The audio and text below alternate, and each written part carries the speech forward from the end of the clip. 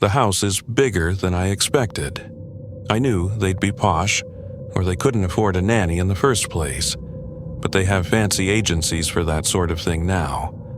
Someone with this sort of money doesn't need to advertise on a Facebook group. I fold the cuff of my cardigan over so that the ripped hem doesn't show, and deposit the half-drunk Greg's takeaway latte in the neighbor's wheelie bin. I should have splurged for a Starbucks. It might have distracted from my grown-out roots and chipped nail varnish. Mom insisted I start looking for work. I finished college 8 months ago. It was a struggle by the end, but Mom had insisted that after the debacle that was high school, by hell or high water, I was going to get my certificate. And hell it was. In the peace that followed the chaos and stress that got me my qualification, I went into freefall. I stopped going out, stopped washing, stopped eating. I lost contact with the few friends who hadn't gone off to uni, and spent 8 months of my life watching the 24-hour Come Dine With Me channel on Mom's smart TV. Finally, Mom had put her foot down. I needed to pay rent. Nana's inheritance was nearly gone, and Mom wanted to put the rest of it towards Natasha's pregnancy. Benefits were out of the question. Mom was mortified at the idea of the neighbors seeing DWP envelopes sticking out of our post slot. I wasn't convinced that anyone but Mom paid that much attention to other people's business on the estate, but she was determined to never come across as pikey. I grew up on an estate, housing provided by the council, which was Mom's greatest shame.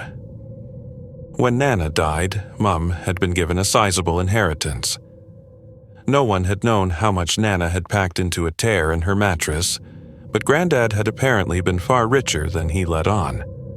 Mom told everyone Nana didn't trust the banks, or that she had a hoarding problem from growing up in the Blitz. I suspect the truth was that the Department of Work and Pensions were unlikely to investigate her mattress. Mom used the money to move us further out of London, to an ex-council house she was able to buy outright. It was the only ex-council property on the estate, and Mom wore that like a badge of honor.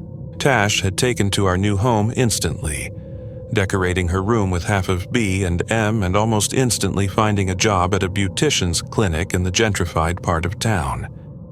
In no time, she was able to move into her own place, sharing with the new boyfriend she'd met at work, and my little sister was an engaged, pregnant esthetician in training. I, on the other hand, got my GCSEs 4 years late and barely made it through a childcare course. I hadn't expected to get the job. Mom had gotten suspicious of the way I cradled my phone to my chest whenever she asked about my job applications, and had finally sat me down in front of her laptop and watched me apply for several babysitting jobs until she was satisfied. She'd been especially invested in this one for the prestige of the nanny title, and I'd spent a grueling hour and a half fine-tuning my cover letter with her until she agreed that it was perfect. Tash's future baby became a living, breathing infant that I had spent the last 8 months caring for, with Tash prematurely taking on her fiancé's surname so that the reference seemed impartial. I hadn't expected it to fool anyone, especially with the flowery language Mum had insisted on. I liked kids, but calling them the most valuable and precious gift we have in a job application seemed a bit much. But sure enough, I received a reply a week later. I'd already confirmed another job. Just a few school pickups a week for a woman on the estate who had left a flyer on the community board, but Mum made me cancel. The wage that was quoted in the Facebook post was not worth sacrificing for the scraps of Debbie's gyro, she'd said. So, here I am, barely able to care for myself, being interviewed to keep another tiny, fragile human warm and fed. Hoping that my outfit was bought too long ago to be recognized as Primark. I take a deep breath and knock. It's a proper brass ring door knocker, and it makes an impressive, resonant rap on the solid varnished wood of the door. I wait and wait. I wrestle with the choice of knocking again and risking seeming impatient, or continuing to wait for someone to answer a knock they hadn't heard.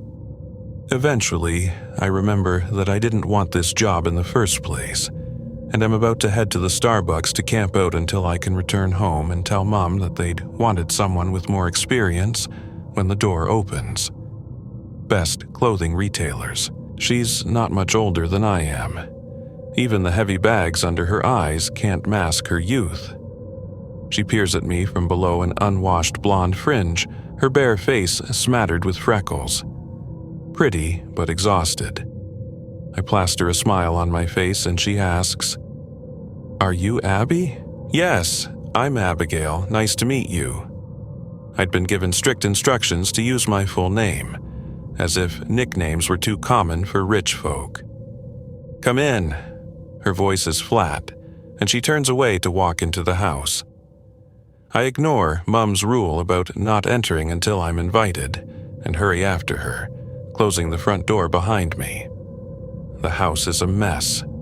Not the same sort of mess you find on a council estate, piled up newspapers dating back to the 60s in the home of the pensioner who died in his flat, or the carpet stained with dog shit from the couple running a puppy mill in their smoke-stained semi-detached.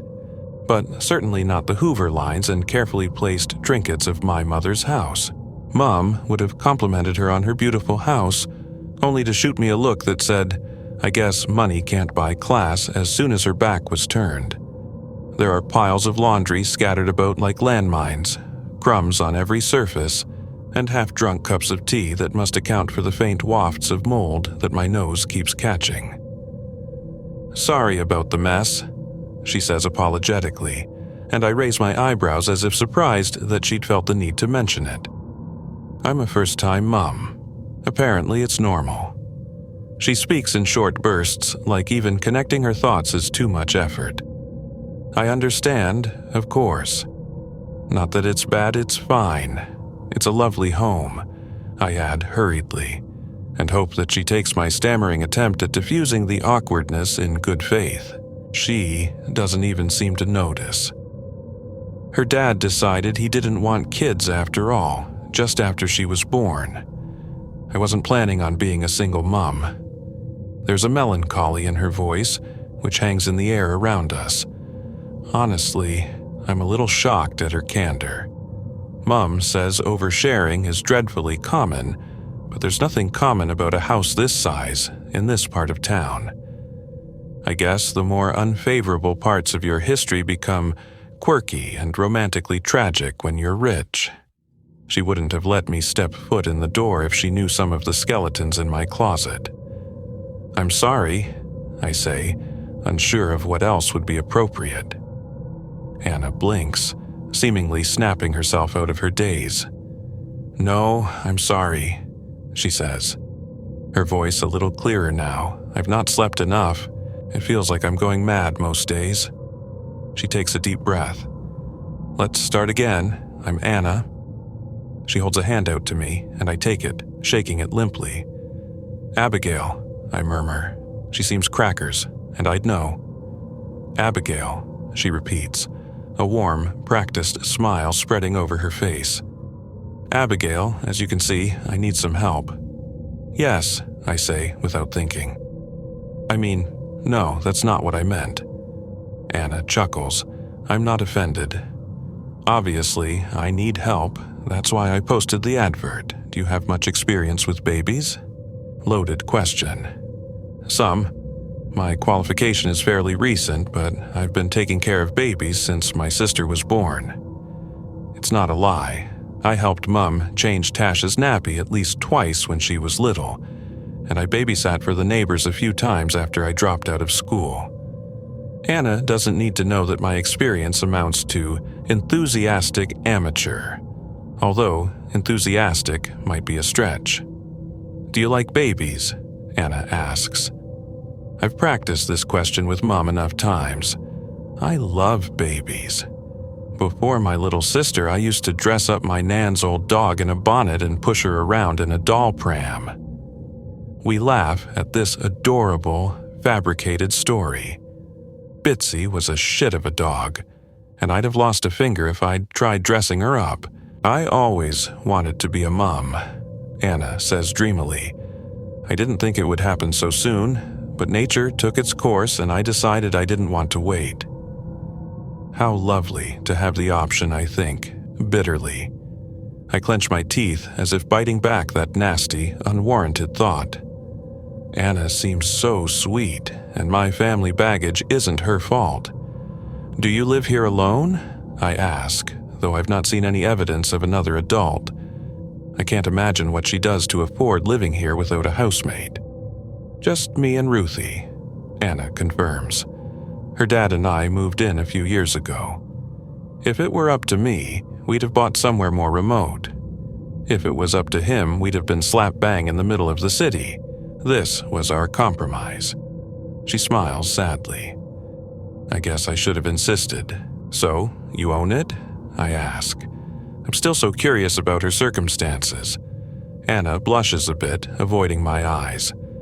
I've been very privileged, she says evasively. Ah, family money. Shall we head upstairs? You can meet her, Anna suggests, clearly eager to change the subject. I follow Anna up a carpeted staircase, noting the dust and hair gathered in the crevasses of the steps, the slight stickiness on certain points of the banister. From my experience, people in houses like this either get a cleaner in twice a week and keep it like a museum, or they stuff it to the rafters with crap in some vague attempt to feel down to earth and worldly. Anna seems to be a rare anomaly. Not regimented enough for column A, but nowhere near column B. Yet, I suppose single motherhood will decide it for her. The nursery is clearly Anna's main focus, a sparkling white tooth in a mouth full of cavities. Pristine, tidy, and decorated in soft, muted pastels. Soft classical music floats out of a high-end speaker, barely loud enough to discern. Anna, too, changes. Her harried exhaustion turned to a blissful languidness. She drifts over to the painted wood crib, old-fashioned but clearly safeguarded for modern sleeping standards. Good morning, sweet Ruthie, Anna sings, reaching her arm into the crib. She smiles at some unseen reaction and beckons me over, not taking her eyes off her daughter. I want you to meet Abby. Sorry, Abigail. She shoots an apologetic glance at me before turning her attention back to Ruth. Eager to see the baby now, I step forward and lean to see over the crib's edge. I feel the smile slowly fall off my face as I try to comprehend what I'm seeing. In the crib, lying on a mattress with a soft pink sheet, is a plastic baby doll. Large, painted eyes staring permanently into space, plastic fingers curled into loose fists. It's a joke. Any second now, she'll straighten up, sneer at me for thinking I could ever work for someone like her, then laugh me out of the house. Maybe point out a hidden camera that had captured the realization on my face. I wait. Anna doesn't laugh, and when I glance over at her, she's still smiling beatifically at the plastic facsimile of her daughter. I can't believe she's mine, Anna whispers, her voice thick with emotion. Why didn't your daddy want to be in your life, eh? Stupid daddy. She straightens up then, squeezes her knuckle to a rapidly forming tear in her left eye. Sorry, I'm just being silly. She's due for a feed. Wait here with her while I get her bottle. I wait for her to leave the room, then go back to the crib and stare at the fake Ruthie. She's dressed in a onesie, lilac with puppies frozen in various dancing positions. There had been a girl on my childcare course like this, overweight and soft-spoken. She brought in a silicone baby doll on her first day. She'd sit in the front row, rocking the thing with one arm while she took notes with the other, steadfastly ignoring the whispers and giggles and stares. She hadn't made it through the second week. She didn't turn up on the next Wednesday, and we never saw her again. I hadn't been very kind to her, something I regretted greatly when I started researching reborn dolls and the way they were used for dementia patients, grieving mothers, and traumatized children. I had an idea of which category Anna fell into, but was again surprised by the thriftiness of her choice of doll. Most people paid into the thousands to get the most realistic, hand-painted doll they could find. Real hair, not molded plastic, and articulated limbs that could be maneuvered into any position an actual baby could make, instead of the rigid, bent elbows of Anna's baby. She looks like the sort of doll you could buy at Toys R Us. I'd have thought that someone of Anna's standing could at least afford something from Hamley's. Fascinated, I reach a hand into the crib, plucking at the fabric of the onesie. This, at least, feels like good quality, soft, warm cotton. I pass my hand over the doll's face, as if I can snap the toy out of its inanimate state. The eyes continue to stare into space. Some impulsion grabs me, and I poke my finger into one of the painted pupils. "Like clockwork," Anna says behind me, bustling into the room. I jump, snatching my hand back guiltily. Poking babies in the eyes, real or fake, is unlikely to secure me the job. If I'm even a minute late for her feed, she screams the house down. She hurries over to the crib, bottle in hand, placing her hand on the chest of the toy as if soothing it. I watch, feeling awkward. "There now," she intones in her soft, sing-song voice. "Mummy's got your milky." I cringe at that. What is this? Is it a fetish thing? She's not the usual demographic of pervert you'd expect. But maybe that's stereotyping. Maybe perverts can be young, pretty, middle-class women too. Or maybe she's just batty, like the girl on my course. I watch as she lifts Ruthie out of the crib with such care, such love. I guess crazy's better than sexual. "She's a hungry girl," she says, tipping the bottle to the doll's mouth. For a few seconds, she just stands there, bottle in hand, staring adoringly down into the plastic baby in her arms. Then, shushing placatingly, she pulls the bottle away and holds it out to me. "Do you want to try?" she asks. I think about saying no, about making some polite excuse, then getting the hell out of there. But then, how hard can it be to look after a fake baby? Surely not as hard as looking after a real one. If I can keep Anna sweet, this could be an easier scam than Nana's pension. "I'd love to," I say, smiling warmly. I take the bottle and let her gently transfer the doll into my arms. She's heavy for a doll, probably weighted for realism. Summoning all of my physical improv skills, I guide the nipple of the bottle to the doll's mouth. On instinct, I squeeze the bottle ever so slightly, and milk runs into the channel of its plastic lips and dribbles down its face. Instantly, Anna swoops in, plucking her baby out of my arms. Oh, not too much. Like I said, she's a good feeder, so she'll get enough by herself. I don't know why I'm so embarrassed. I'm not the freak giving a baby born real milk. I wonder if it's real breast milk. Surely not, right? But if she lost the real Ruthie like I suspect she did, then all that milk has to go somewhere. I surreptitiously wipe a few droplets of milk off my hand with my cardigan and make a mental note to wash it as soon as I can. "You don't mind if I change her, do you?" she asks once she's finished with her little play pretend feeding. "Of course not," I say faintly. How much weirder is this going to get? Anna has a whole changing station, beautifully engraved, varnished wood, probably Victorian. 6-year-old me would be green with envy. It's like she has a life-size dollhouse. Ruthie looks even more fake and plastic against the antique wood. "Stinky girl," Anna coos, kissing the doll's tummy and twiddling its feet. I watch as she gathers everything from the drawers under the changing table: wipes, baby powder, a fresh flannel, and a small box of nappy pins. "Have you ever changed a cloth nappy?" Anna asks. It was part of my childcare course, but I don't want to risk embarrassing myself like I did with the bottle, so I say, "My last job thought disposable nappies were more hygienic." Anna rolls her eyes and chuckles. "That's crazy. Reusable nappies are so much better for baby and for the environment. Watch me."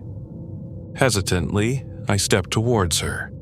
She's not just going through the motions, she's fully committed to the act. She sings to Ruthie, walking her fingers down the plastic torso and carefully undoing the nappy pin. She unfolds the nappy and I gasp, stepping back. Anna laughs, folding the nappy in on itself. Apparently, we mums have weird hormones that make us think it smells delicious and buttery. I forget it must smell like death to everyone else. I don't know how I didn't smell it before. The nappy is full. Not of plastic or paint or some other sort of faked substance, but of human excrement. It must have been in there the whole time, even when she was briefly in my arms. How I hadn't smelled the fetid mess when it was literally under my nose, I'm not sure. Unfazed, Anna drops the dirty nappy in a small lidded basket by her feet and continues her task. The boil wash only takes an hour, and I usually put them on once a day. I wouldn't leave it more than that. They pile up quickly. Just make sure you don't put anything else in with them. I think, then, about Anna wiping herself with the cloth and pinning the messy nappy onto her fake daughter multiple times a day. I feel sick. "Where's your loo?" I ask, hurriedly. Mom would be mortified to hear me call it a loo instead of a WC or whatever other ridiculous genteel name she'd want me to use, but at this point I risk dry heaving if I open my mouth to correct myself. "Down the hall," Anna says, pointing, a coy smile playing at the corner of her lips. I walk out, trying not to look too much like I'm dashing for it. Anna's laughter echoes after me. "You'll get used to it, I swear. I'm not sick, thankfully, but the lavender scent of the bleach is giving me a bit of a headache." Anna must have done a quick clean of the toilet before I arrived, as the bottle is still perched on the cistern. I didn't know rich people had a fancy alternative to toilet duck. I take a quick drink out of the tap, splashing some cold water on my wrists so that I don't ruin my makeup. I look at myself in the mirror. I'd thought I looked quite nice when I left the house, but compared to Anna, even in her tired, unwashed state, I do just look a bit cheap. My cardigan does look ratty, Mom was right. Still, maybe that's my appeal. An agency nanny would have reported her right away. Whether this is genuine delusion or just wanting someone to play along, some chavvy girl from Facebook is more likely to suck it up for the money than an actual professional. I can do this. 13 days, the advert said, not even a fortnight. 13 days on my own, free from Mum, free from responsibility. Just me and a fake, shit-covered baby with a huge house to ourselves. When I step out, I'm a new Abby. This is Abigail, the confident, reassuring amateur nanny who fields questions and coos at Anna's baby like she's been doing this for years. Period cramps, I say to explain away my hesitance from earlier, and the badly covered nausea. I only get them for a day or two, but they're murder every time. Anna, pleasantly surprised at my complete about face, nods sympathetically. Hers were awful up until she got pregnant, so she knows my pain. We spend the better part of an hour just chatting away, abandoning instructions midway to go on some unrelated tangent. I get the feeling we're both a bit starved of connection with women our own age. By the time I'm on her doorstep, waving back as Anna waggles Ruthie's crooked arm up and down, we've abandoned the pretense of if I'm chosen for the job altogether. I have the dates blocked out on my calendar and an invitation to stay the night before, so I don't have to brave the traffic of the morning commute. I leave feeling good, truly good. I have a job, I have prospects. The shock on Mum's face when I tell her I got it is too satisfying to be hurtful. I'm back on Anna's doorstep a week later. The childcare course was pretty much redundant by the time Mum had seen me off. My door nearly swung off its hinges with how much she kept coming in to remind me of some piece of common sense I was surely too stupid to know. Anna welcomes me warmly, but she looks even more tired than I remember. I expected that we might stay up a little while, maybe nurture the sparks of friendship I felt at my interview. But Anna announces an early night as soon as she's taken me through the general housekeeping and reminded me of my duties. I'm a little deflated, but mostly hungry. It's only 8 p.m., and I thought she might make dinner, or at least order something in, but I forgot that rich people are on different time. She must have eaten early, and I don't mention that I haven't in case it's considered uncouth. I feed Ruthie her evening bottle while Anna gets ready for bed. The plastic eyes are a little unnerving, but she's not quite as uncanny valley as she felt when I first saw her. I suppose now the shock has subsided. She feels more like a toy and less like she might be haunted. Later, when I've retreated to my temporary bedroom, I find half a sleeve of polo mints in the front pocket of my rucksack. So, that's dinner sorted. I sleep well on Anna's expensive spare mattress. It's amazing how it affects your quality of sleep when you're not on second-hand box springs. Refreshed, I get up to do a quick blitz of the house. I should do something while I'm here. I've always hated Mum's weekend spring cleans, but without her over my shoulder every step of the way, it's quite relaxing doing the tidying. If only Mum didn't think cleaning for money was skivvy work. I'd probably be better suited to that than childcare. Anna's already gone, a half-drunk coffee and some crumbs by the sink, evidence of a last-minute dash out of the house. I find a note scrawled on the back of a receipt on the hallway table while I'm hoovering. Her phone number, and the closest A and E.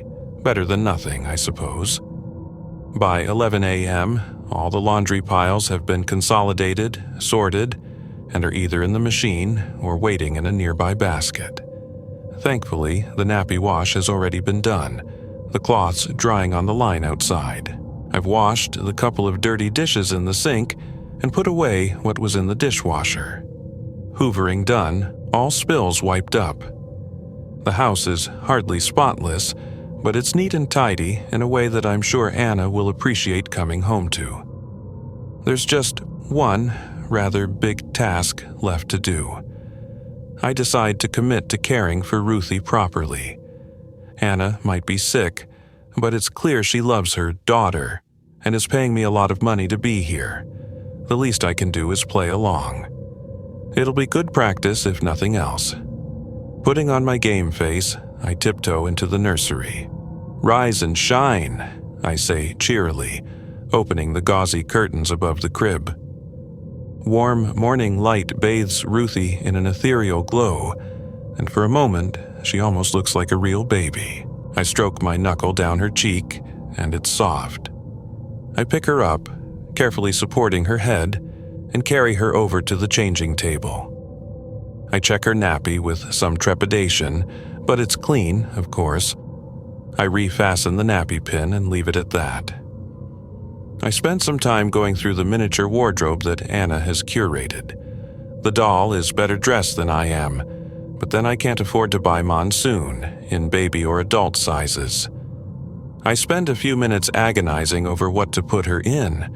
There are so many cute little outfits, and I'm tempted to try them all on her. Then, inspiration strikes. Anna will want photos, of course. My options are either to pick out a new outfit every day and stage some activity with my plastic ward, or I can get it all out of the way now. Stock up, so to speak. Plus, I'll be getting paid to play dress-up with a baby doll, best clothing retailers. I'd never had a lot of dolls as a kid, but I loved dressing up my Barbies with whatever clothes I'd found at the car boot sale that weekend. I learnt to sew so that I could make little dresses for them out of my old socks. Shapeless sacks that had seemed like fashionable mini dresses to my 9-year-old eyes. But this is a lot more fun. I work my way through Ruthie's wardrobe. I start with pajamas. Easy enough to shoot. I arrange her in her crib, changing her position slightly each time. All of them sleep safe, just in case. The light is even on a dimmer switch, so I have a nice selection of nap photos, bedtime photos, and waking up photos. Now for the real fun. I catch myself singing to Ruthie as I dress her up, little nonsense rhymes that my Nan had sung to me from some unknown origin. Elephants joining the circus and singing puppies and the like. Maybe I should go work in one of those baby photo studios instead of babysitting. All the dressing up and cute smiles, and none of the mess. However tiny the clothes are, it's still time-consuming work. My fingers seem unusually clumsy, fumbling with the tiny buttons. I'd have as hard a time dressing a real baby. It's almost like the doll is evading me, squirming around in my grasp. But I manage, and have an enjoyable afternoon staging my photo shoot around the house. Ruthie naps in my arms while I sit on the couch. She has tummy time with her soft toys. I even get a shot of her in her little baby bath, a miniature rubber duck tucked into her hand. Satisfied that I have enough photos to last the 2 weeks, I dry her plastic body off with a little pink towel and go to find her one more outfit. In the end, I decide on a black and white striped dungaree dress with a red love heart embroidered on the front. I stand Ruthie up in her finished outfit, making her do a little dance to show off her neat white socks and patent shoes. "Let's go for a walk," I tell her, the idea hitting me suddenly.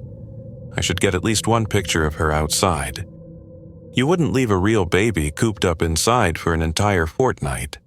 And for all intents and purposes, Ruthie is a real baby to Anna. I leave Ruthie on the floor of the nursery, even putting a little toy mouse next to her, like she might be bored otherwise, and creep into Anna's bedroom. It's my second time in there this morning, as I'd made her bed already. Still, I feel a little anxious in her room, like I'm not supposed to be there. But if I'm here already, why not have a snoop? I open drawers and read book covers, careful not to leave any trace of my nosiness. Apart from the pair of pajamas and couple of cardigans I picked up off the floor, her room seems surprisingly barren of clothes. She can't have taken them all with her, and considering the size of Ruthie's wardrobe, I can't imagine Anna's wearing the same few outfits over and over. It's as I'm pondering this that I open the cupboard hidden behind her door and answer my own question. Best clothing retailers. There's a whole walk-in closet, shelves of shoes like she's in Sex and the City, and rails of beaded taffeta and soft cashmere, jewel-toned velvet and beige linens. I channel my inner Vogue editor and sort through the designer labels. I wonder if I'd have needed to be sectioned in the first place, if I'd just had the money to be eccentric. In the end, I can't quite bring myself to go full Carrie Bradshaw, and Anna's smaller than I am anyway, but I take a belt with a Chanel buckle, a Steve Madden handbag, and the iconic Ralph Lauren American flag jumper that must be too big on her. I get dressed, careful not to snag or stretch the jumper, and look at myself in Anna's full-length closet mirror.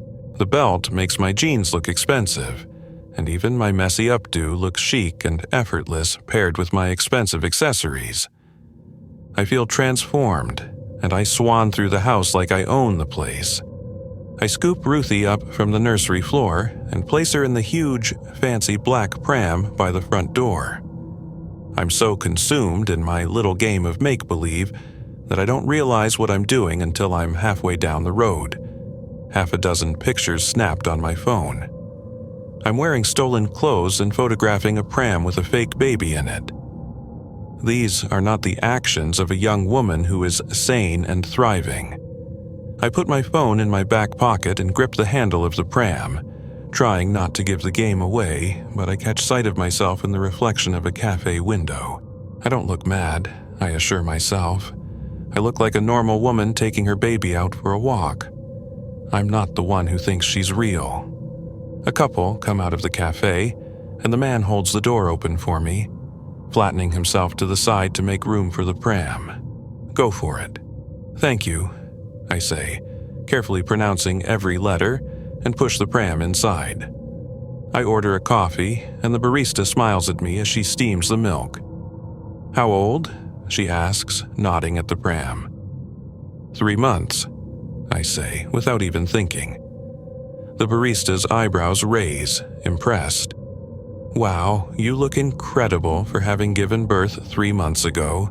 I think about going along with it, praising some mystery personal trainer for getting me back to my pre-baby weight in record time, but this is not my world, and I don't want to get caught out. "Oh no, I'm just the nanny," she laughs. "Oh, I should have known. You look far too young to be someone's mum." I return a tight smile, thinking of my own mum. 14 and pregnant and working in a stockroom. People were not so kind to her, as she tells it. No one told her she looked incredible. They just shot her dirty looks and muttered about the state of the world as she passed them. I pay for my coffee with minimal small talk and manage a quiet thank you as I leave. I'm not Anna. I'm not a fashionable, wealthy young woman who can pass off a mental illness as a kooky little quirk. I'm working class. I've been sectioned before, and I need to get inside before someone notices that I'm treating a doll like a real baby. I take a sip of the tiny cup of coffee, too tiny for what I paid, and grimace. It's not bitter exactly, but there's an odd taste there. It's probably what coffee actually tastes like, I think. I'm used to Nescafe and Costa, not dry roasted or ethically sourced Colombian coffee or whatever the hell I'm drinking. I take another sip, just so it doesn't feel like a complete waste, and then dump it in a nearby bin. "Let's go home," I tell the doll and reach for the pram. I almost make it back to Anna's. Almost. But a few houses down from hers, an elderly woman emerges from the front gate. No pearl and cardigan set on her. She's wearing a sari and trousers. Her streaky gray hair gathered in a long, thin plait that hangs down her left side. She's hunched over, her back crooked and swollen with some sort of arthritis. As I attempt to maneuver the bulky pram around her, she claps her hands in delight. "Oh, a baby," she says, in accented English. "Let me see the baby." "Oh, she's sleeping," I stammer out. The woman just smiles and taps her forefinger to her lips. Her fingers, too, are bent unnaturally. Ruthie, thank God, is mostly swaddled in a blanket, only her face peeking out. Still, there's no mistaking her eyes for those of a real baby, and I have no desire to startle this poor woman or worse, to cause a scene. I hope that she'll just take a quick peep and let me on my way. But no. Her gnarled hands reach into the pram, and to my horror, she peels the blanket back. Ruthie's whole head is exposed in all its fake glory. Please don't scream, I think, heart thudding in my chest. But the woman doesn't scream, she coos, and says something to the baby in some melodic, lilting language, tickling her under the chin. If at any point she notices that the baby isn't real, she doesn't mention it. "Beautiful girl," she says, smiling warmly at me. I plaster on a smile back, nodding. I don't know what to say. Maybe she knows Ruthie isn't real and is playing along to be kind. But, more likely, she's an old, demented woman who's too far gone to tell the difference anymore. I'm relieved when she finally puts the blanket back and goes on her way. I'm trembling as I reach the front door and fumble with the key. The air feels different once I'm inside, cool and quiet. I hadn't noticed how shaky my breathing was. I think back to my mindfulness strategies. 5 things I can see: clock, pram, TV, rug, and stairs. I run through the exercise automatically. 4 things I can touch: jumper, pram, hair, door. It doesn't feel like a panic attack, just anxiety. That's normal, I remind myself. Just for good measure, 3 things I can hear: clock, car, fridge. I feel more in my body now. I leave Ruthie in the pram and head upstairs, stripping off Anna's clothes and putting them back as neatly as I can. Best clothing retailers. If my 12-year-old self could see me now, she'd be disgusted at how boring and fragile I've become. But then, if I could see her, I'd be terrified for her. I wasn't a bad kid, but I was far from a sensible one. It feels like I went from watching the tweenies after school and playing with Barbies to spending my evenings in the weed smoke haze of Elliot's flat within the blink of an eye, grimacing my way through glasses of cheap scotch to impress him and his loser pub friends. I'm still younger now than Elliot was then, and the thought of even looking at an 11-year-old like that makes my skin crawl. So what the hell was wrong with him? I know what was wrong with him, of course. I didn't spend the next 5 years of my life in therapy for no one to point out exactly what Elliot was doing to me. It took a long time to finally believe the counselors when they told me it wasn't my fault. In the moment, it felt like I knew what I was doing. I wasn't a baby, after all, I was 12 years old. Practically an adult idiot. I'm in my head. I know which road this leads down, and I'm not in the mood. I rummage through my bag for my headphones, turn on the wordiest rap I can find, and crank the volume up on my phone. Noise is peace, ironically. I sleep deeply, but wake up from a nightmare with my heart pounding. The memory of the nightmare flashes in my head only for a second before slipping out of my grasp, and I'm left to calm myself down without knowing why I need to. Breakfast is usually a coffee, and my meds, a slice of toast if I'm hungry.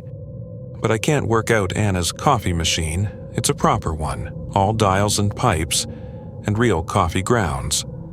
I don't dare go back to the coffee shop, and my exploration into Anna's bread bin finds only the heel of a sourdough and a loaf of seeded rye. Yuck. I skip breakfast. The next few days run like clockwork. I wake up, get dressed, brush my teeth, and send Anna one of Ruthie's photo shoot pictures. Clearly, she's enjoying her time away. I get short messages back, some variation of "my cute, lovely, pretty daughter, Ruthie baby girl," and a "thank you so much for taking such good care of her." By day 4, her responses are just emoji reactions. Fine with me. I'm not going through the rigmarole of changing a doll's nappy twice a day, so I leave Ruthie's on and put a clean one in the nappy pail. That way, Anna will come home to freshly washed nappy cloths regardless. I do make her a bottle, though. I test the temperature on my wrist and everything, and feed Ruthie for a minute or two. I just use the same bottle throughout the day. I stick to the feeding times, but I'm not making up 8 separate bottles a day for a doll. I feel bad putting the excess formula down the sink, but it's clear Anna's been using them, and I don't want her to come back to full cans and accuse me of starving her imaginary daughter. Then, the rest of the day is mine.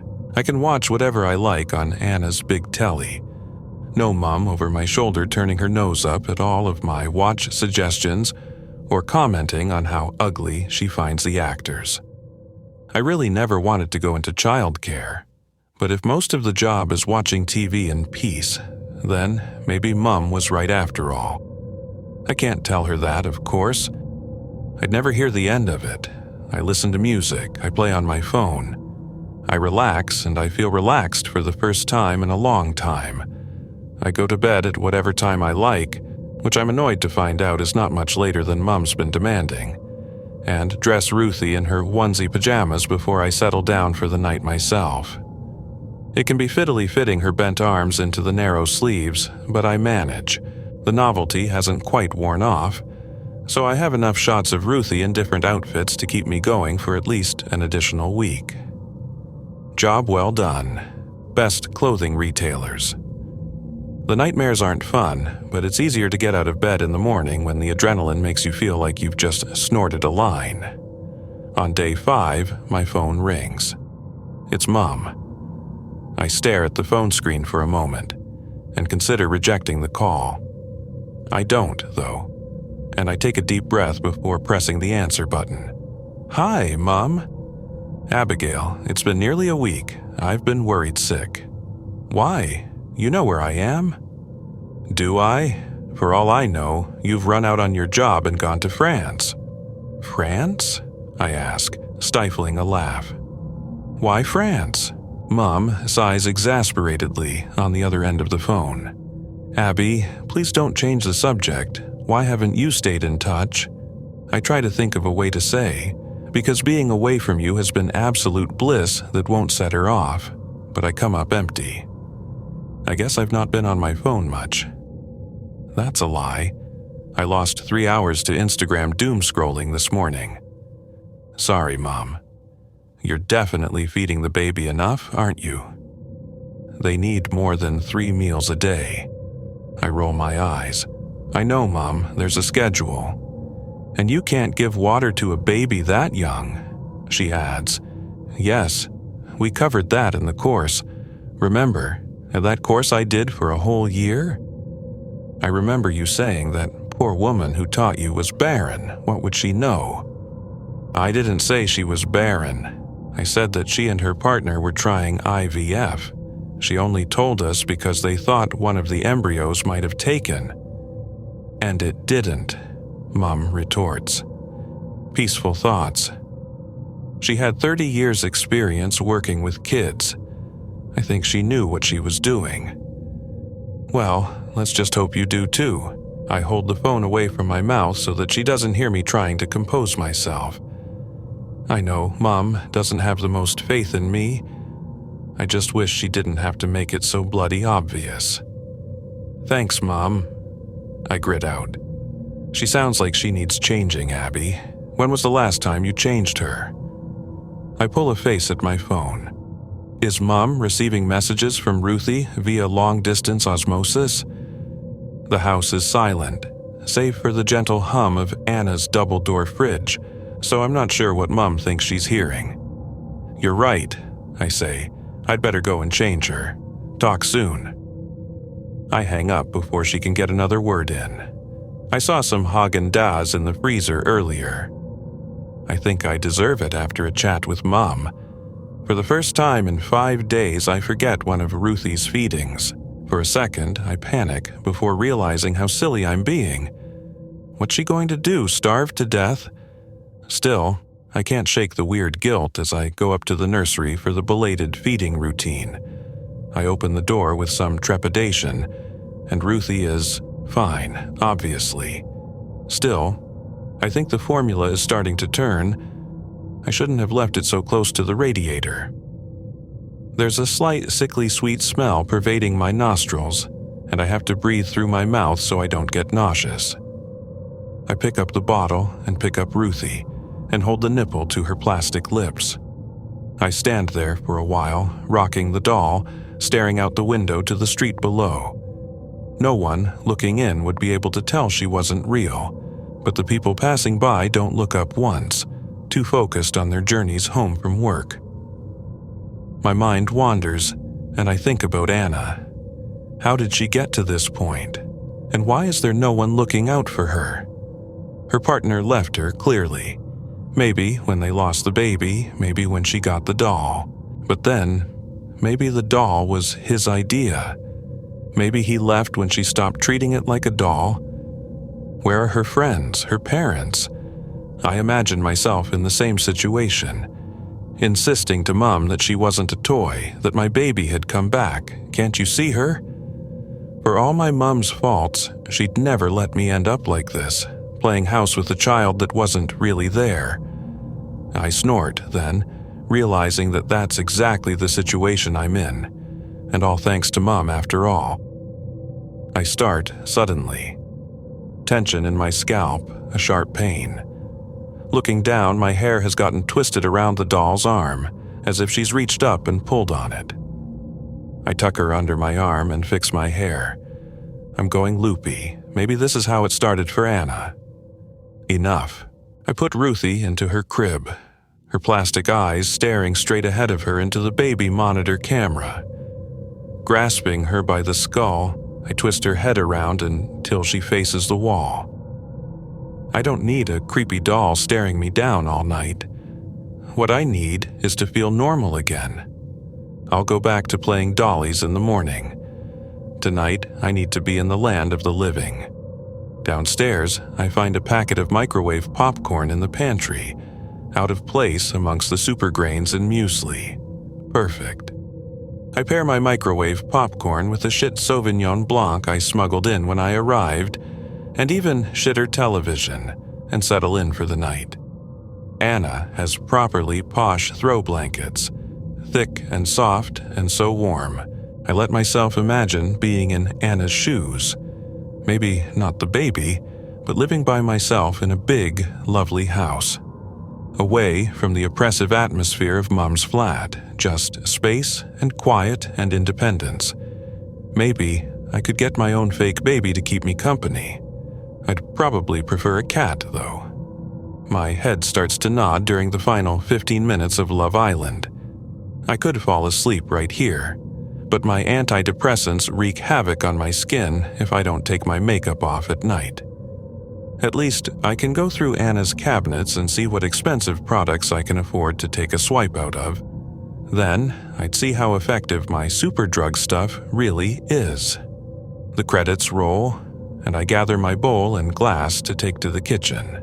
The baby monitor is on the counter, placed in a way that seems almost accusing. I feel a twinge of guilt. I had promised Anna I'd keep an eye on Ruthie, but exactly what trouble was a lump of unsupervised plastic going to get into? I dump my stuff in the sink and pick up the monitor, then nearly drop it again. I'd turned Ruthie away from the camera. Why then was she now facing it, mere inches from the lens? For a few minutes, my eyes are locked with the doll through the monitor, my heart pounding in my chest. Like I'm scared that if I take my eyes off her, she might suddenly vanish, then show up behind me or something. Get a grip, I tell myself. I must have misremembered. Maybe there's some sort of motor in the doll, like those backflipping dogs. Unlikely, but still more likely than the doll coming to life. I hurry up the stairs, storming into the nursery. Ruthie is staring straight at me with those painted eyes. I pick her up by the arm, dangling her as I push up her top and inspect her for a battery pack or wires or something. I drop her back into the crib and take a few deep breaths. The doll didn't move. You just remembered wrong. I hate this feeling. I hate feeling like I can't trust my own eyes, my own memory. I thought I was doing better. I have been. I spent 6 months of my childhood on a fucking psych ward, and I'm not going back. I grab the knitted blanket that's draped over the edge of the crib and cover the doll. There. She can toss and turn as much as she likes under there, as long as I don't have to see it. I go into Anna's bedroom and find her MacBook on the desk. Sitting, I fire it up and start Googling flights. It was a conversation I'd had with my therapist after my last attempt. You don't want to die, you just don't want to be here. So why pick the nuclear option? She was right. Ending my life didn't have to mean dying, it could just mean escaping to a new one.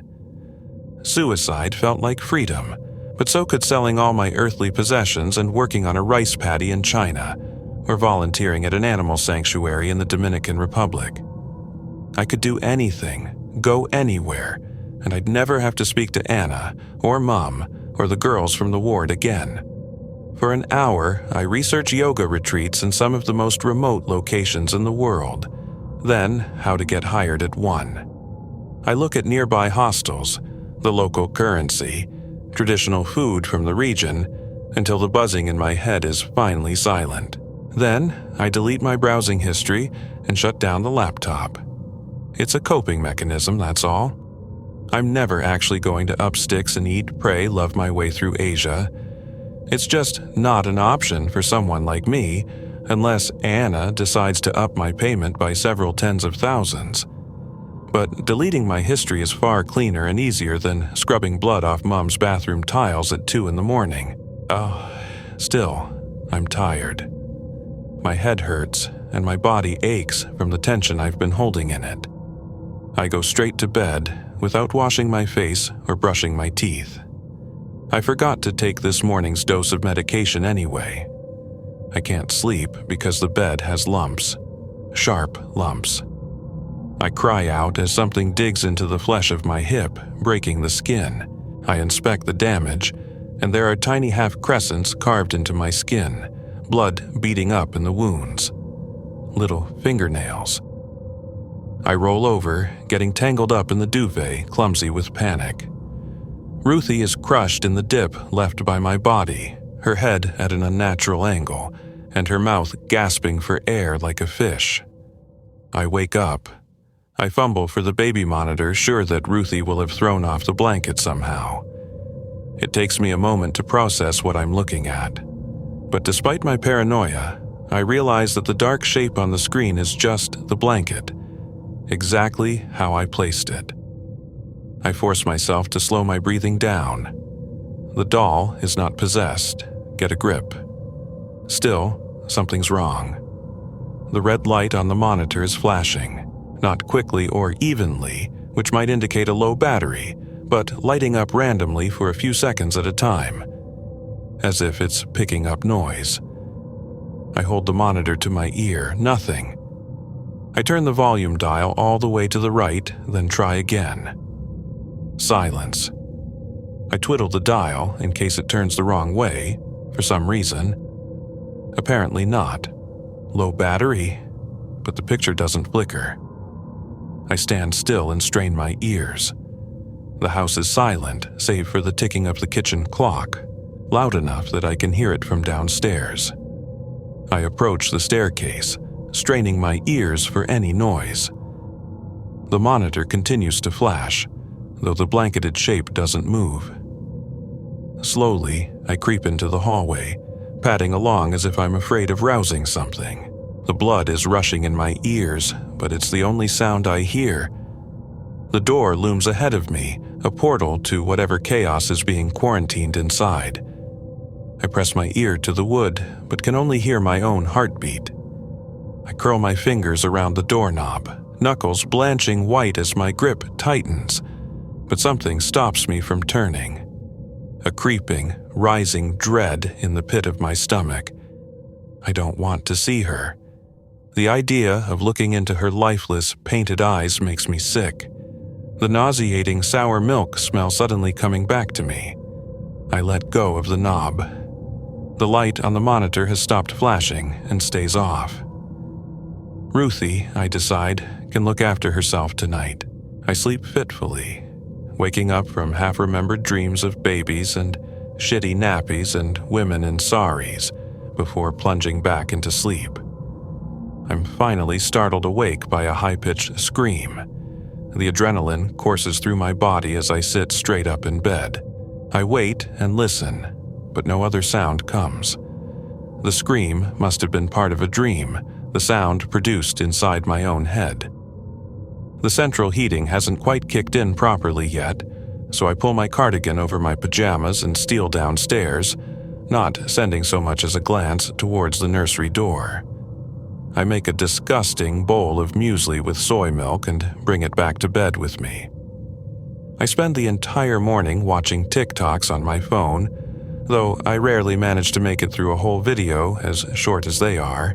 So much for taking this job seriously. Well, as seriously as you can take caring for an inanimate object. Anna doesn't seem particularly preoccupied with the welfare of her daughter. She hasn't even seen the message with the last photo I sent. Still, I send her one of Ruthie's wake-up photos, sending it to my recycling bin afterwards so I don't use it again. Just after noon, the doorbell rings. I freeze. A parcel? Or a friend of Anna's? I don't want outsiders coming into the house, not with whatever sinister presence is lurking just beyond the nursery door. But if I don't answer, they could tell Anna, who might worry and return, cutting the sit short. I force myself out of bed and hurry downstairs. I shouldn't have worried, not about that at least. It's Mom. What are you doing here? I ask, opening the door and stepping back to give her space to enter.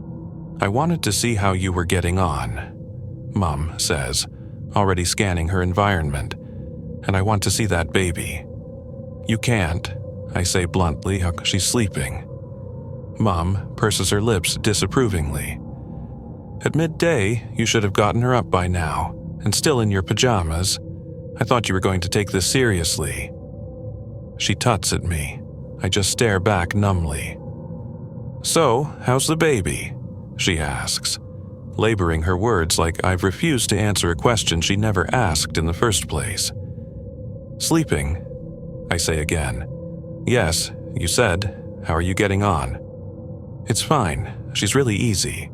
"Really?" Mom eyes me. "You look like you've barely slept." "The mattress I'm on," I lie. "It's really uncomfortable." "Don't tell me she's got you on box springs a big house like this."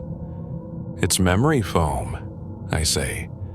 I don't know why I feel the need to defend Anna.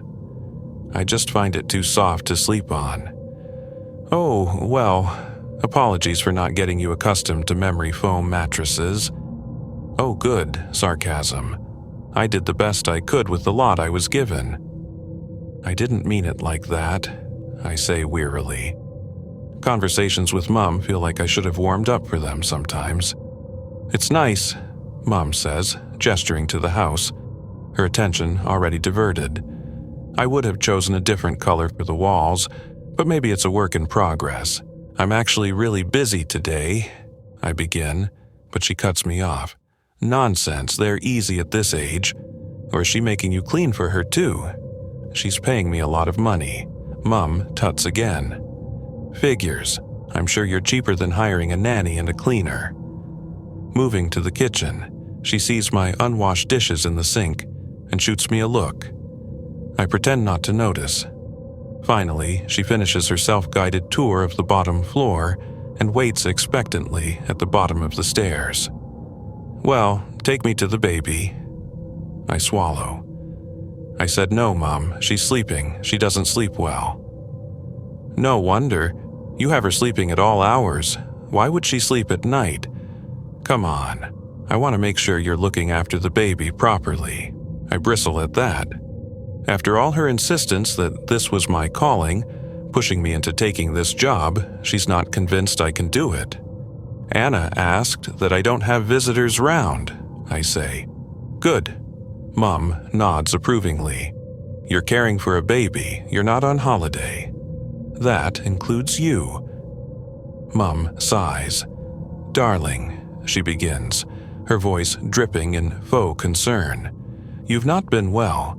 This is a big responsibility for you, and unfortunately, you still need me to make sure you're progressing forwards, not back." I swallow hard and bite back tears. I'm doing better. I am, aren't I? Mom's timing, as usual, is spot on. The weird stuff that's been happening lately. I can't help but worry that I'm slipping back out of reality.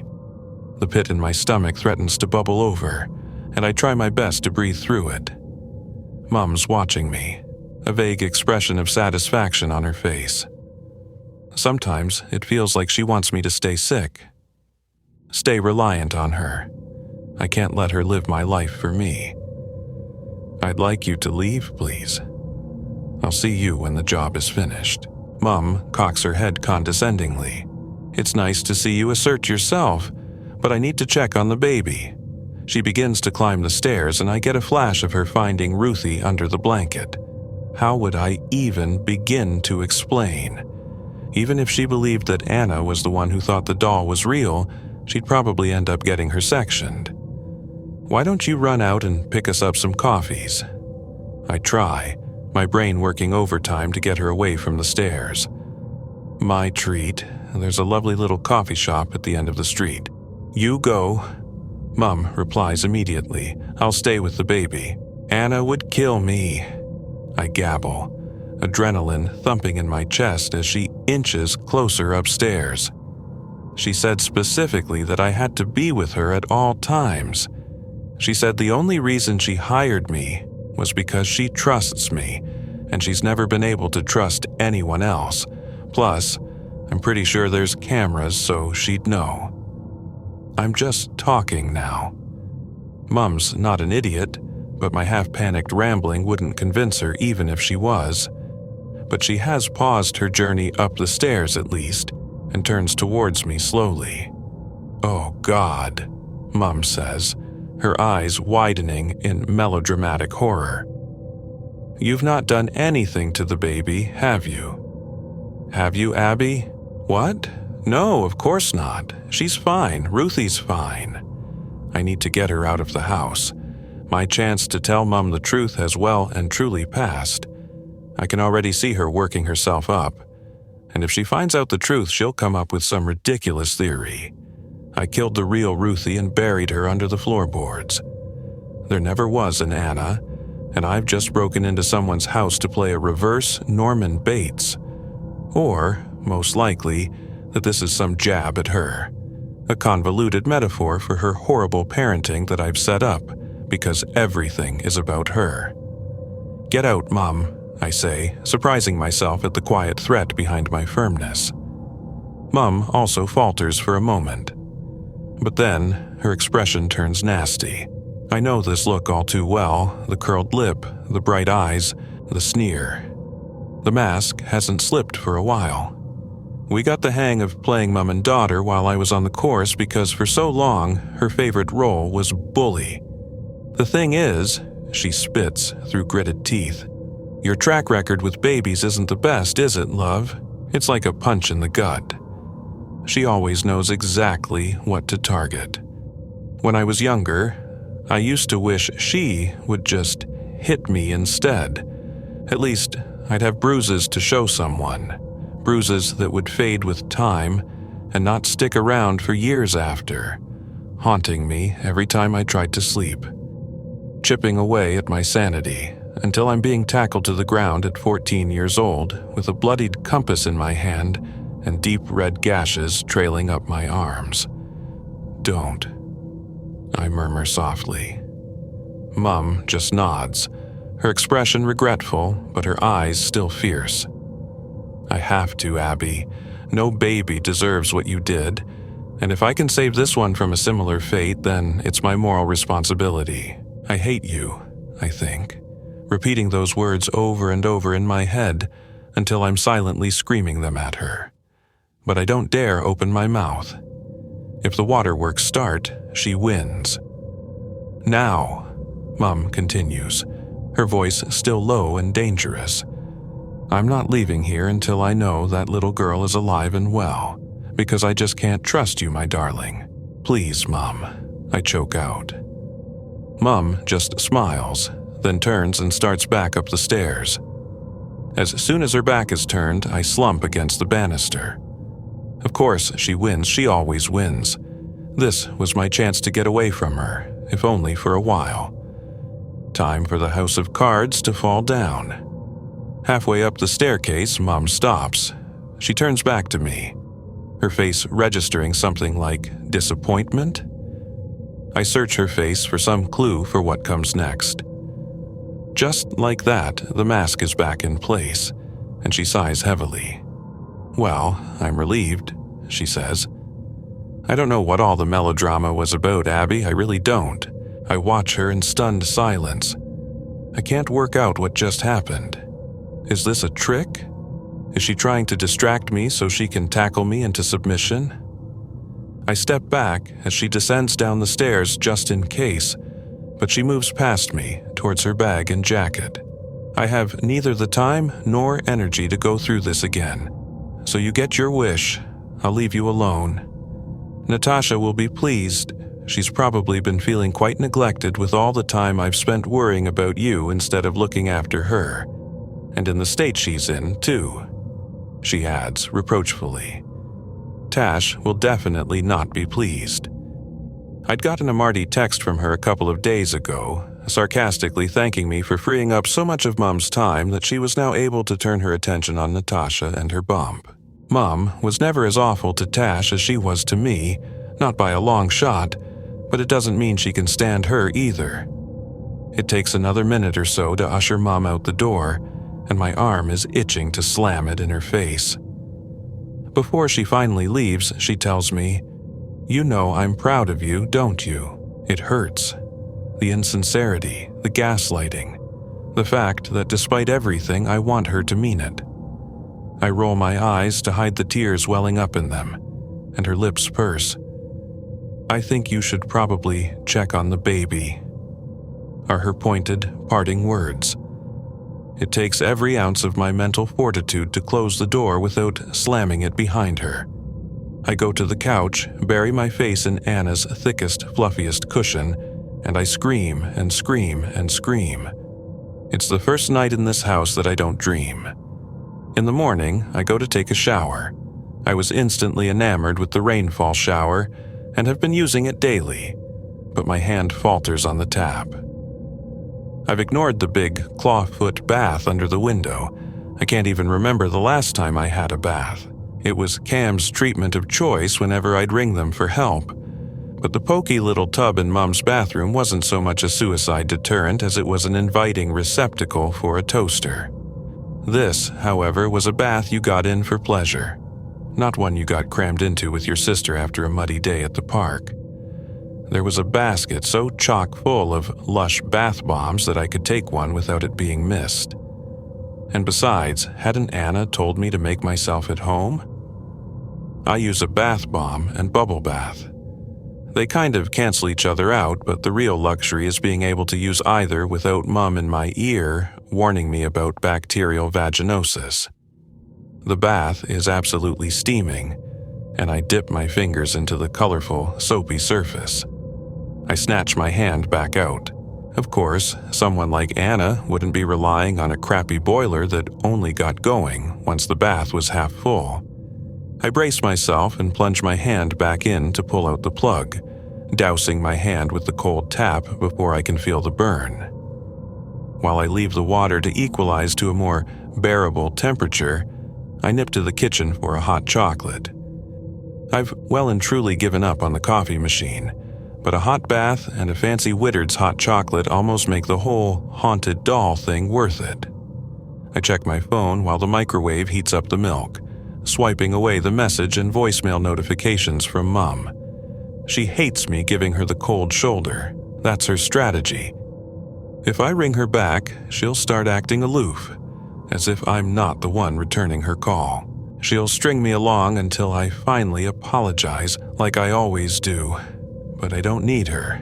I can handle this. I'm a fucking adult now. A fact I think she'd like me to forget sometimes. Mug in hand, I make my way back up to the bathroom. A few more minutes of twiddling with the taps, and I finally have a bath that's a decent temperature. I slip into the water and lean back against the sloped end of the bath. For a few minutes, it's wonderful. Peaceful and warm, the concoction of bath products just short of being overwhelming. But then I remember exactly why I stopped having baths. I'm 12 years old and I'm staring at a pregnancy test I swiped from Boots, the cheap ones they don't lock away in the cabinets. What does 2 lines mean? Elliot asks. Even at that age, in that moment, I recognize the irony of having to explain how a pregnancy test works to the grown man who's made it necessary for me to use. Pregnant, I say. My voice doesn't sound like mine. Check again, he says. What the fuck do you think's going to change? I snap. 2 lines means pregnant, check it yourself. I pick the box up from the sink and throw it at him. I was so bold back then, I didn't even care that it would probably earn me a slap. He doesn't move though, and the box hits him in the shoulder before falling to the floor. I can't be a dad, he says blankly, and I let out a wordless shriek, pushing him out the door and slamming it in his face, my knickers still around my ankles. I'll kill you if you end up like me, Mum had always said. I've beaten her record, pregnant 2 whole years younger than she was. The tummy ache I've been feeling for weeks straight is worse than ever. There's a baby inside me. I want to vomit and vomit and vomit until it comes out, but even I'm old enough to know that's not how it works. Naked from the waist down, I stand in the filthy bathroom and contemplate what comes next. I'll get fat and throw up every morning. A great, disgusting whale that smells of sick and cries all the time. I have vague memories of Mum pregnant with Tash. She'd always been so glamorous and energetic, and suddenly she was this big, angry lump on the sofa, who never had the energy to wash herself or tidy up. For the first few months of her life, I hated Natasha for it. I used to give her little head or body a smack when Mom was out of the room. It didn't matter. I always got shouted at when the baby started screaming, whether it had been my fault or not. I'll have to stop going to school. I've only just been deemed cool enough to hang out with Daisy and the other girls. The bullying would be even worse than before. Not just a chav, not just a crybaby, but worse. All the names I've used on other girls I know: skank, slut, scut. Short, guttural words you can spit at someone or hiss under your breath when they pass. Elliot will go to prison. I can tell the police it wasn't him, but Mom will sing like a canary once she knows her suspicions were true. She loves being right, much more than she loves me. I'll get put into foster care, maybe Tash too. Besides, if one of Mom's kids could go so astray, it must be her parenting. We'll get dragged out of the house in front of the neighbors, and Mom will never talk to me again, even when I'm older, and the father of my child is a registered sex offender. Because then, there's the baby. They'll make me keep it, probably, like Lila from over the road did, even when they put her in the group home. I'll have to feed it and bathe it and change its shitty nappies and pretend that I love this creature that's ruined my entire life. But I have options. Babies are delicate, even more so before they're born. After all, Mom had tried her hardest to keep her pregnancy after Tash.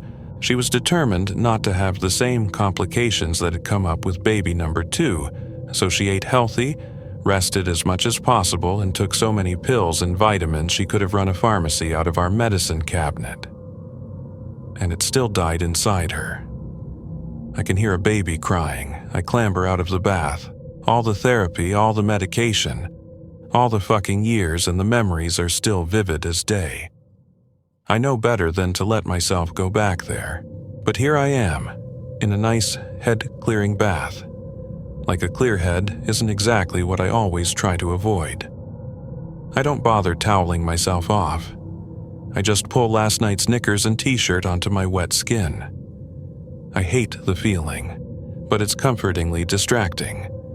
The crying continues, needling its way into my head. I hum, trying to drown it out. It's so lifelike, high-pitched and desperate, with a raw edge to the sound. It's coming from the nursery. I burst into the room, dripping water and bubbles all over the floor. The sound persists, seemingly muffled under the blanket that covers Ruthie. 5 things I can see: blanket, crib, don't break down, window. 4 things I can touch. Who cares? 3 things I can hear: screaming. Why is the doll screaming? Dolls don't scream. I can't hear 2 other things, it's just screaming, filling up my head until it's about to explode. Screaming, my screaming this time. Do I sound scared or do I sound angry? I don't know, I can't think. Shut up, shut up, shut up. I rip the blanket off and the screaming stops. Mine and hers. But her plastic has turned to flesh, and it's a real baby squirming under my horrified gaze. I know who's haunting me now. I never gave you a name. It would have made you real. But you're not real. You're a memory, and Ruthie is a doll. I know what you want, but I can't give it to you. I pick Ruthie up by her onesie. I couldn't bear to feel skin instead of plastic. She dangles in my hand as I take her through to the bathroom. I remember your face, eyes blinking up at me from the bottom of the toilet bowl, your little mouth opening and closing for a moment before I flushed you away, like you were trying to form the word mama. Of course, you didn't have a face. You couldn't have been more than 7 weeks of growth. You weren't baby-shaped yet. Just a clump of blood and tissue, like everyone says. But I saw you clearly, a fully grown newborn with tiny fingers that reached for me. And I pulled the chain. I'm sorry, but you're going back into the water. It's where you belong. At least the bath probably smells nicer. This whole house seems to reek of rotten milk. I climb back into the spare bed, still naked and dripping wet. I don't feel tired or scared. I don't feel anything. Just a slight ringing in my ears from the screams. Maybe I sleep. More likely, I stare at a blank wall for hours on end. The sun is setting by the time I finally drag myself out of bed. My hair feels neither dry nor wet, but some stiff, greasy combination of the two. I feel empty. Physically empty. I haven't put anything in my body since the 2 sips of cocoa I managed before my bath, but also spiritually empty, exercised. I wish it felt like a relief to have the metaphorical monkey off my back, but there's a creeping dread I have to push down, like I've lost some vital part of myself. Ruthie is still floating in the bath, plastic once more. I pick her up and hold her to my chest in some ghoulish parody of skin-to-skin contact. I just hold her and rock my body from side to side, water running down in rivulets between my breasts. "Sorry," I mumble to her. I'm not ready to live on my own, that much is clear. I'll finish out the week, then tell Mom I'm sorry, and can I stay in my room? She'll pretend to be annoyed or disappointed, but secretly, she'll be glad. Things are always good for a while once I've admitted that I need her. She'll remind me to take my medication more regularly, and I'll go back to the bland, agreeable shell of a person I've been until recently. Turns out that is the better case scenario. I carefully dress Ruthie in the prettiest dress I can find in her tiny wardrobe and tuck her into her crib. I even press a kiss to her tiny plastic head. Then I go back to bed. Best clothing retailers. The dreams are back, with a vengeance. I chase my mother down an endless, darkened corridor. She never once looks back, even as I scream my throat hoarse, calling for her. She disappears into doorways and faints around corners. Still, I pursue her, her hair floating behind her, just out of my grasp. She turns suddenly into a doorway I recognize. I don't want to follow, but I do. In the silver gloom of the nursery, she stands over Ruthie's crib, finally still, and I reach out to her for comfort. But when she faces me, she's not Mom. She's Anna. And from 2 black eyeless holes she weeps tears of blood. The rivulets cascade down her cheeks and drip off her chin, falling onto her chest. Her jumper is stained dark red at the nipples, the wetness spreading outwards. Anna whispers something, barely audible. I ask her to repeat it, even as I realize what she said. This time, she screams it. "What have you done?" I wake up, clammy and sweating. I can't move. I just clutch the covers around me and try to calm down. My breath comes fast and shuddery, and I feel sick and scared and overheated. 5 days. 5 days until Anna is back, and I can be gone from this house and rid of Ruthie. I spend the next hour typing, then deleting, multiple texts to Mom. Some are complete admissions of defeat, the "I told you so" she so desperately craves. Some are bitter, ugly messages blaming her for my dysfunction, my arrested development. Everything I've ever wanted to say, but have been too much of a coward. I'm still too much of a coward. Those messages are deleted too. Mostly, I draft excuses for why I want to come home. Looking after Ruthie has really made me appreciate our mother-daughter bond. She'll see right through that. I need some time off. When I've only just started working, I can babysit for Tash. What? And deprive Mom of another little dolly to dress up? She'd never allow it, qualification or no qualification. In the end, nothing gets sent. Mom must have been watching the typing notification bubble, because as soon as mine stops, hers pops up. I wait, but finally, hers stops too, and her green online status switches to gray. Our own little Cold War. It's a good thing Ruthie isn't a real baby. I can no longer take care of myself, let alone an infant. I spend the next couple of mornings psyching myself up to go downstairs and get ready for the day, before stumbling to the bathroom, then to the kitchen to cram a few handfuls of dry muesli into my mouth before going back to bed. By the third day, the muesli box has been moved to the side of the bed. I don't go into the nursery.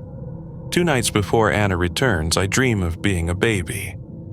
I'm rocked in Mom's arms while she sings to me. It's a song I recognize from when I was little. She gazes down at me adoringly, but her expression turns sad. From there, her sadness turns to anguish, then to grief, her face contorting into a teary grimace. She plucks me away from the warmth of her chest, her arms outstretching as she plunges me into icy water. My eyes snap open. I'm back in my body. Worse for wear, but back, at least. I get out of bed, moving gingerly. My body aches from the lack of movement. It's early, only just light out. Most people won't even be on their way to work yet. I pick my jeans up from the floor and pull them on. I make my way down the stairs with painstaking effort, suddenly desperate for fresh air. In the time it takes to reach the front door, I miraculously remember to pick up the keys before I leave the house. Outside, I heave in huge lungfuls of fresh air, clearing out the stale from days cloistered in my depression nest. I find myself at the same cafe from my early adventure outside.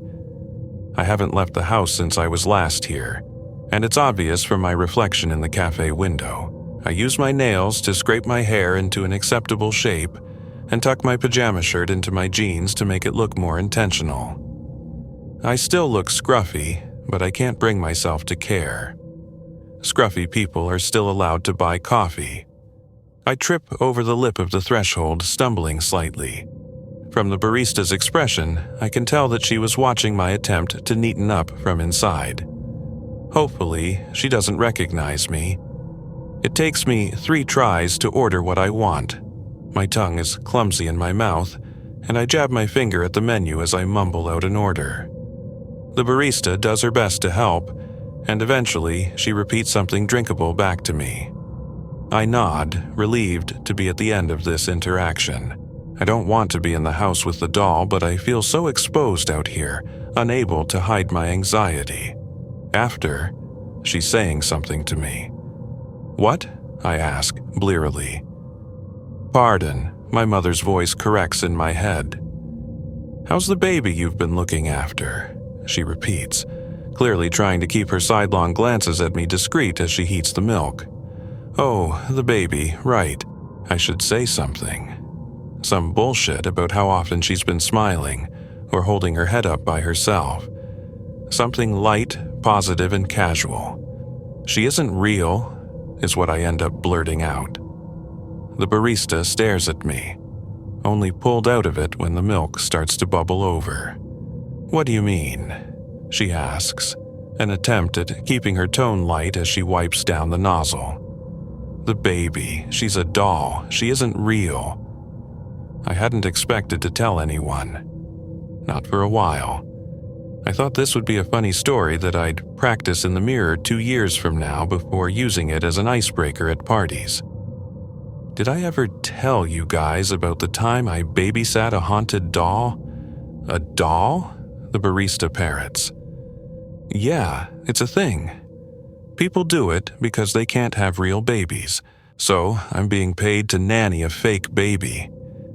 I laugh then, too loudly and too brightly. A woman, tucked behind a laptop in the corner, glances over in annoyance. "Wow, that's... How much do I owe you?" I cut her off. I don't know why I invited the conversation, but I'm eager to end it as soon as possible. "Oh, £4.50, please." I pull out a $5 and push it across the counter to her. "Keep the change." "We can't do that." "As a tip." She squirms at my insistence. "That's very generous, but we still need you to... Give me the change then." She hands me a 50-pence coin, which I promptly deposit in the jar on the counter marked "Tips." I don't give her time to thank me as I swipe the coffee off the counter and book it for the door. I don't thank her either. I finally get a message back from Anna. Sorry for the radio silence. It's amazing here and I've been so busy. I knew you'd keep it all under control. I'll be back tomorrow. Anna. 3 minutes later, there's a follow-up. P.S. Hope Ruthie has been behaving. Give her a big kiss from me. XXX. Maybe all she needed was a break. Her daughter is already an afterthought, and she's not been gone 2 weeks. Will she realize that she's been playing pretend when she comes back and is confronted with a plastic doll? As an experiment, I fire off the last of my backlog of Ruthie photos. On her back, her arms posed stiffly above her, as if reaching for something. Maybe it will be the final straw, the thing that finally snaps her out of her delusion. But, like the others, the photo just gets a heart react. I'm so exhausted after 2 weeks of nightmares that it feels less tiring to just stay up. I watch episode after episode of Family Guy, the big band theme tune snapping me back to alertness every 20 minutes. I must sleep for a little bit, because I lay back to rest my eyes for a moment, then open them to a completely different episode. No dreams, though. As the sun starts to rise, I drag myself off the couch and get to work on setting the house right.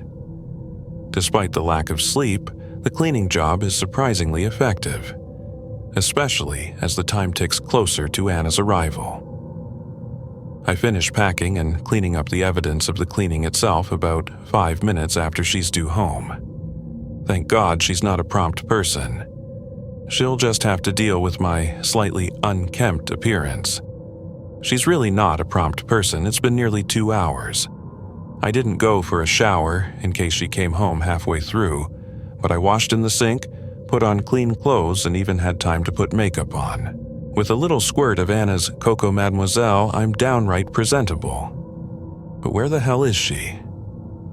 I'm starting to get paranoid that she's never coming back. I can feel Ruthie's presence from upstairs, weighing on me oppressively.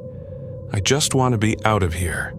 Going home will be no picnic, not with the current state of mine and Mom's relationship, but at least I'll be back in my own room.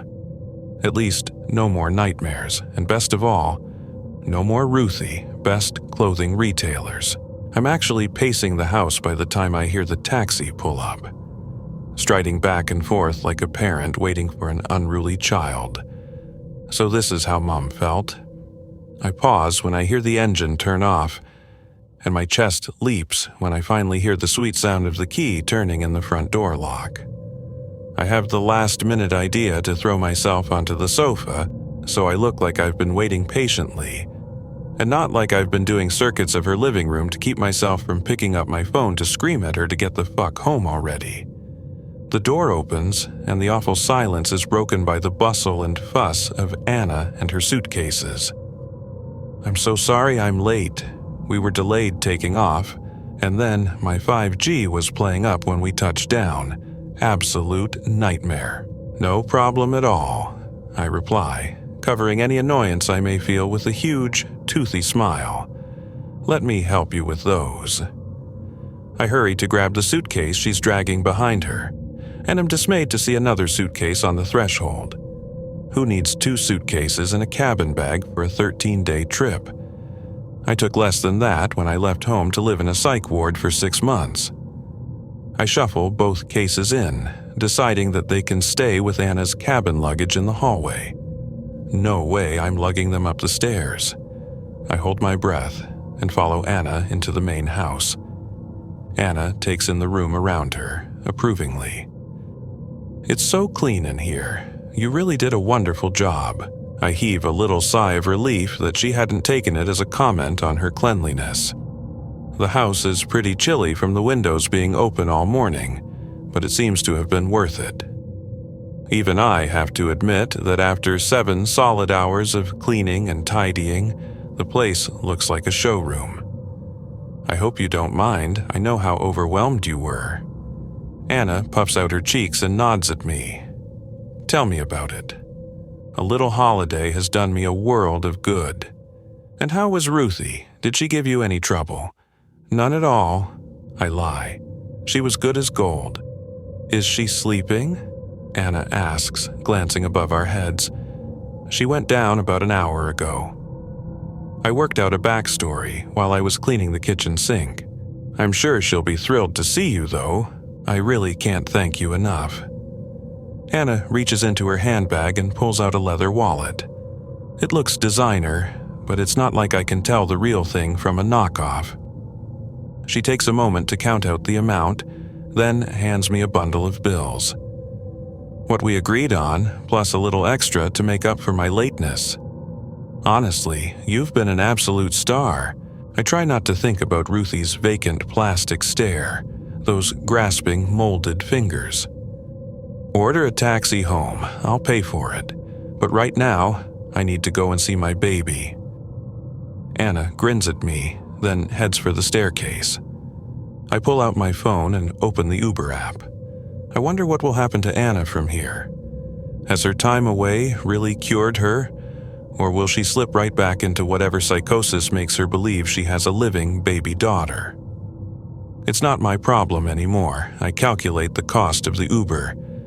£15.90, call it £16. From upstairs, a scream echoes through the house. In the weeks that follow, people have all kinds of opinions on what happened. I'm called the next Lucy Letby, Myra Hindley. Ruthie is likened to James Bulger and Baby P. They interview people on the street and ask them what punishment I deserve. Everything she did to that poor child and more, one woman tells a reporter, who nods in sage agreement.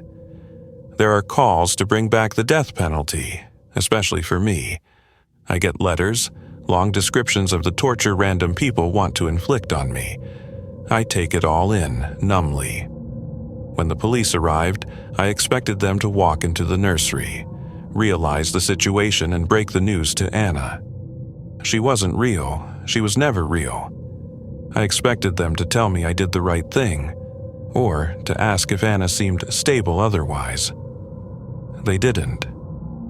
They emerged from the nursery looking pale, the female officer holding her chest. She read me my rights with a shaky voice while her partner called in a bus over the radio. "Make sure the coroner is suited up," he said. "It's a mess in there." I was put into handcuffs and bundled into a police car. During the ride to the station, the female officer spoke to her partner in hushed tones about her own children.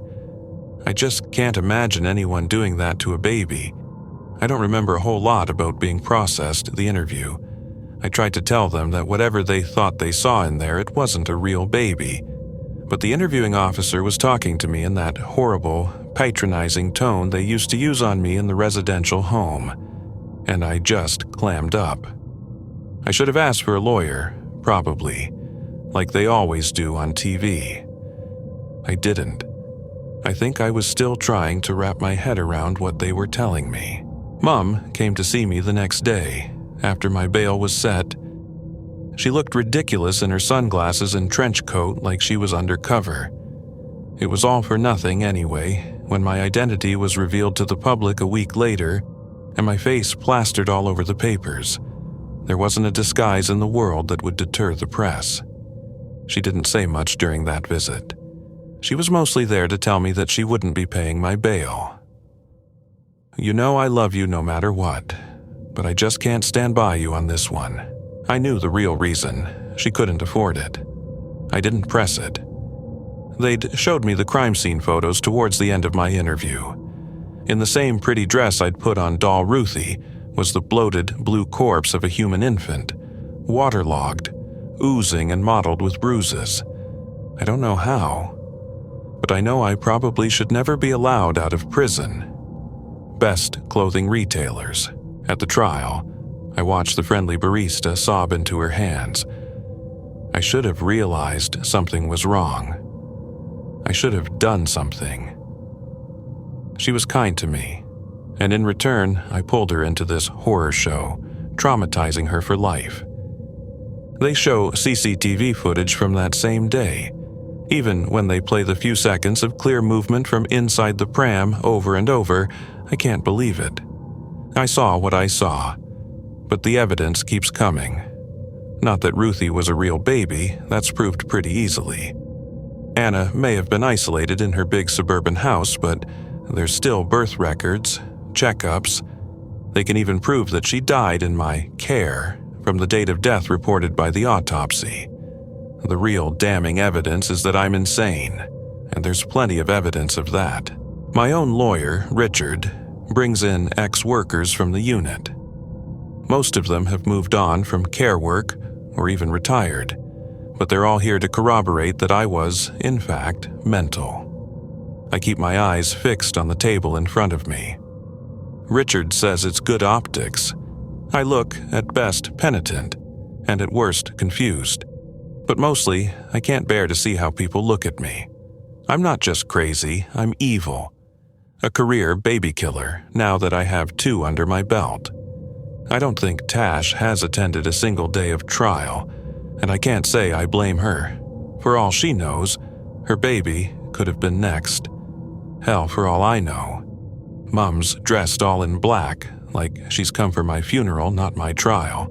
I expected that she wouldn't exactly be helpful as a character witness, but my lawyer explains later that she was perfect.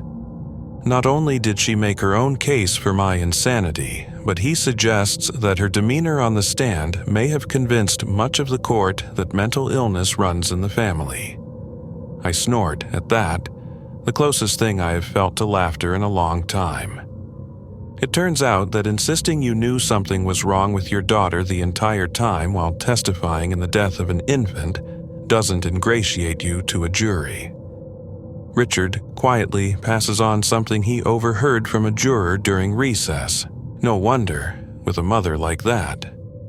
I drift through the rest of the trial, only occasionally paying attention. There's only so much you can hear about your own mental deficiency until it's like, okay, we get it. The jury get it as well. Despite Anna's lawyer fighting hard to paint me as some baby-hating Machiavellian mastermind, it's apparently clear to just about everyone that I'm simply not well. The psych assessments are barely necessary. Richard is thrilled when the jury come back with a unanimous verdict of not guilty by reason of insanity, but I can't quite bring myself to share his enthusiasm about an indefinite psych hold. Maybe it seems like the better option to people who have never spent time on a ward. I almost wish they would bring back the death penalty for me. Dr. Kim is a kind-looking woman with a soft-spoken voice. She doesn't look at me like the others, like I'm a monster, like they're contemplating stabbing me with the closest sharp object. Her office is properly decorated with calming artwork and gentle pastels, a nice change from the stark white brutalism of the ward.